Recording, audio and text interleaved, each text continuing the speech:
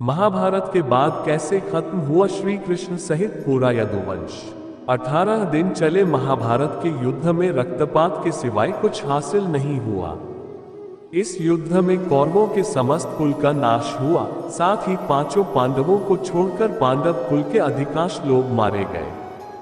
लेकिन इस युद्ध के कारण युद्ध के पश्चात एक और वंश का खात्मा। 18 दिन चले महाभारत के युद्ध में रक्तपात के सिवाय कुछ हासिल नहीं हुआ। इस युद्ध में कौरवों के समस्त कुल का नाश हुआ, साथ ही पांचों पांडवों को छोड़कर पांडव कुल के अधिकांश लोग मारे गए। लेकिन इस युद्ध के कारण युद्ध के पश्चात एक और वंश का खात्मा हो गया, वो था श्री कृष्ण जी का यदुवंश। गांधारी ने दिया था यदुवंश के नाश का श्राप। महाभारत युद्ध की समाप्ति के बाद जब युधिष्ठिर का राजतिलक हो रहा था, तब कौरवों की माता गांधारी ने महाभारत युद्ध के लिए श्री कृष्ण को दोषी ठहराते हुए श्राप दिया कि जिस प्रकार कौरवों के वंश का नाश हुआ है, ठीक उसी प्रकार यदुवंश का भी नाश होगा। गांधारी के श्राप से विनाशकाल आने के कारण श्री कृष्ण द्वारिका लौटकर यदुवंशियों को लेकर प्रयास क्षेत्र में आ गए थे। यदुवंशी अपने साथ अन्न भंडार भी ले आए थे। कृष्ण ने ब्राह्मणों को अन्नदान देकर यदुवंशियों को मृत्यु का इंतजार करने का आदेश दिया था। कुछ दिनों बाद महाभारत युद्ध की चर्चा करते हुए सात्यकी और कृतवर्मा में विवाद हो गया। सात्यकी ने गुस्से में आकर कृतवर्मा का सिर काट दिया। इससे उनमें आपसी युद्ध भड़क उठा और वे समूहों में विभाजित होकर एक दूसरे का संहार करने लगे। इस लड़ाई में श्री कृष्ण के पुत्र प्रद्युम्न और मित्र सात्यकी समेत सभी यदुवंशी मारे गए थे। केवल बब्रू और दारुक ही बचे रह गए थे। यदुवंश के नाश के बाद कृष्ण के ज्येष्ठ भाई बलराम समुद्र तट पर बैठ गए और एकाग्रचित होकर परमात्मा में लीन हो गए। इस प्रकार शेषनाग के अवतार बलराम जी ने देह त्यागी और स्वधाम लौट गए। बहेलिए का तीर लगने से हुई श्री कृष्ण की मृत्यु। बलराम जी के देह त्यागने के बाद जब एक दिन श्री कृष्ण जी पीपल के नीचे ध्यान की मुद्रा में बैठे हुए थे, तब उस क्षेत्र में एक जरा नाम का बहेलिया आया हुआ था। जरा एक शिकारी था और वह हिरण का शिकार करना चाहता था। जरा को दूर से हिरण के मुख के समान श्री कृष्ण का तलवा दिखाई दिया। बहेलिये ने बिना कोई विचार किए वहीं से एक तीर छोड़ दिया, जो कि श्री कृष्ण के तलवे में जाकर लगा। जब वह पास गया तो उसने देखा कि श्री कृष्ण के पैरों में उसने तीर मार दिया है। इसके बाद उसे बहुत पश्चाताप हुआ और वह क्षमायाचना करने लगा। तब श्री कृष्ण ने बहेलिये से कहा कि जरा तू डर मत, तूने मेरे मन का काम किया है। अब तू मेरी आज्ञा से स्वर्गलोक प्राप्त करेगा। सज गई कि श्री कृष्ण जन्मभूमि करे दर्शन, सज गई कि श्री कृष्ण जन्मभूमि करे दर्शन। महाभारत के बाद कैसे खत्म हुआ श्री कृष्ण सहित पूरा यदुवंश। 18 दिन चले महाभारत के युद्ध में रक्तपात के सिवाय कुछ हासिल नहीं हुआ। इस युद्ध में कौरवों के समस्त कुल का नाश हुआ, साथ ही पांचों पांडवों को छोड़कर पांडव कुल के अधिकांश लोग मारे गए। लेकिन इस युद्ध के कारण युद्ध के पश्चात एक और वंश का खात्मा। महाभारत के बाद कैसे खत्म हुआ श्री कृष्ण सहित पूरा यदुवंश। 18 दिन चले महाभारत के युद्ध में रक्तपात के सिवाय कुछ हासिल नहीं हुआ।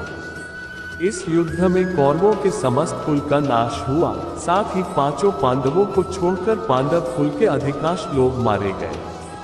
लेकिन इस युद्ध के कारण युद्ध के पश्चात एक और वंश का खात्मा हो गया, वो था श्री कृष्ण जी का यदुवंश। गांधारी ने दिया था यदुवंश के नाश का श्राप। महाभारत युद्ध की समाप्ति के बाद जब युधिष्ठिर का राजतिलक हो रहा था, तब कौरवों की माता गांधारी ने महाभारत युद्ध के लिए श्री कृष्ण को दोषी ठहराते हुए श्राप दिया कि जिस प्रकार कौरवों के वंश का नाश हुआ है, ठीक उसी प्रकार यदुवंश का भी नाश होगा। गांधारी के श्राप से विनाशकाल आने के कारण श्री कृष्ण द्वारिका लौटकर यदुवंशियों को लेकर प्रयास क्षेत्र में आ गए थे। यदुवंशी अपने साथ अन्न भंडार भी ले आए थे। कृष्ण ने ब्राह्मणों को अन्नदान देकर यदुवंशियों को मृत्यु का इंतजार करने का आदेश दिया था। कुछ दिनों बाद महाभारत युद्ध की चर्चा करते हुए सात्यकी और कृतवर्मा में विवाद हो गया। सात्यकी ने गुस्से में आकर कृतवर्मा का सिर काट दिया।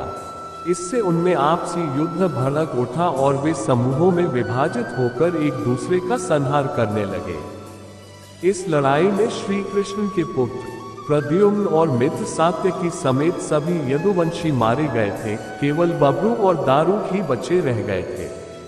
यदुवंश के नाश के बाद कृष्ण के ज्येष्ठ भाई बलराम समुद्र तट पर बैठ गए और एकाग्रचित होकर परमात्मा में लीन हो गए। इस प्रकार शेषनाग के अवतार बलराम जी ने देह त्यागी और स्वधाम लौट गए। बहेलिये का तीर लगने से हुई श्री कृष्ण की मृत्यु। बलराम जी के देह त्यागने के बाद जब एक दिन श्री कृष्ण जी पीपल के नीचे ध्यान की मुद्रा में बैठे हुए थे, तब उस क्षेत्र में एक जरा नाम का बहेलिया आया हुआ था। जरा एक शिकारी था और वह हिरण का शिकार करना चाहता था। जरा को दूर से हिरण के मुख के समान श्री कृष्ण का तलवा दिखाई दिया। बहेलिये ने बिना कोई विचार किए वहीं से एक तीर छोड़ दिया जो कि श्री कृष्ण के तलवे में जाकर लगा। जब वह पास गया तो उसने देखा कि श्री कृष्ण के पैरों में उसने तीर मार दिया है। इसके बाद उसे बहुत पश्चाताप हुआ और वह क्षमायाचना करने लगा।